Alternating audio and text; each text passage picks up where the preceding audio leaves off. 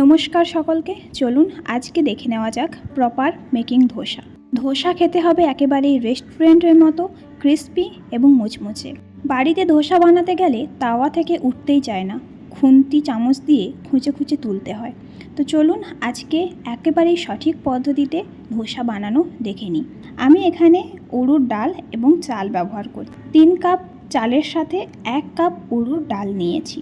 এখানে আমার প্রয়োজন মতো আমি নিচ্ছি, তো আপনাদের প্রয়োজন অনুযায়ী আপনারা সেই মতো ব্যবহার করবেন। ভালো করে ওয়াশ করে ধুয়ে নিয়েছি। চাল আর ডালের সাথে 10-15 দানা মেথি নিয়েছি। এটাকে জলের সাথে 1 রাতের জন্য ভিজিয়ে রেখে দেব। সকালে এটা আমি খুব ভালো করে গ্রাইন্ডারে পেস্ট করে নিচ্ছি। একেবারে মিহি করে পেস্ট করবেন, যেন দলা পাকা না হয়ে থাকে। এখানে আমার সম্পূর্ণ পেস্ট রেডি। তো আমি এর সাথে একটা ইনো এবং স্বাদ মতো নুন দেব। আপনি চাইলে বেকিং সোডাও দিতে পারেন, তবে আমি এখানে ইনো ব্যবহার করছি। 7-8 মিনিটের জন্য একে আমি ঢাকা দিয়ে রেখে দেব। তো 10 মিনিট পর আমি ফিরে এসে তাওয়াটাকে খুব ভালো করে গরম করেছি। তাওয়াটা কিন্তু খুব ভালো মতো গরম হওয়া দরকার। জল দিয়ে আমি টিস্যু দিয়ে একটু মুছে নিলাম এবং 1 চামচ ব্যাটার দিয়ে আমি ধোসা আকারে তৈরি করে নিচ্ছি। একটু একটু করে আস্তে আস্তে করে কিন্তু ওটা হতে থাকবে। হাত দেওয়ার কোনো প্রয়োজন নেই, অটোমেটিকলি ওটা তাওয়া থেকে ছেড়ে ছেড়ে আসবে। দেখুন অনেকটাই আমার সুন্দর হয়ে গেছে। আমাকে কিন্তু কোনো হাত দিয়ে খোঁচাখুচি করতে হচ্ছে না, খুব সুন্দরভাবেই তাওয়া থেকে উঠে এলো। আমি এটাকে উল্টে দিয়েছি। এভাবে আমি আরও কয়েকটা ধোসা বানিয়ে নেব।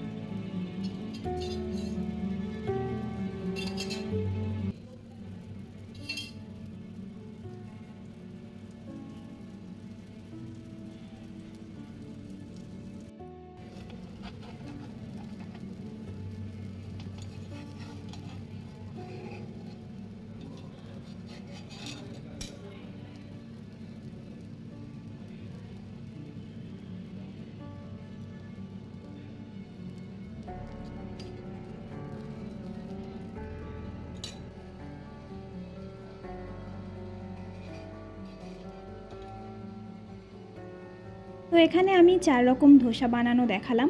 আপনারা একই ব্যাটারে ইডলিও বানাতে পারেন। তো চলুন এর চাটনিটা বানিয়ে নেওয়া যাক।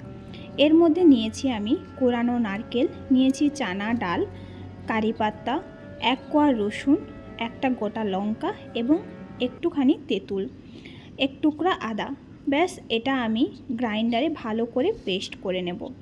জল দিয়ে ভালো করে 2-3 বার ঘুরিয়ে পেস্ট করবেন, না হলে দলা দলা পাকিয়ে যায় আর নারকেলগুলো মোটেই মিহি হতে চায় না। তো আমি এখানে পেস্ট করে নিয়েছি এবং এর মধ্যে আমি একটুখানি কালো সর্ষে, একটু উড়ুর ডাল আর ঘি দিয়ে তাড়কা নিয়ে নিয়েছি। ব্যাস চলুন প্লেটটা সাজিয়ে নেওয়া যাক।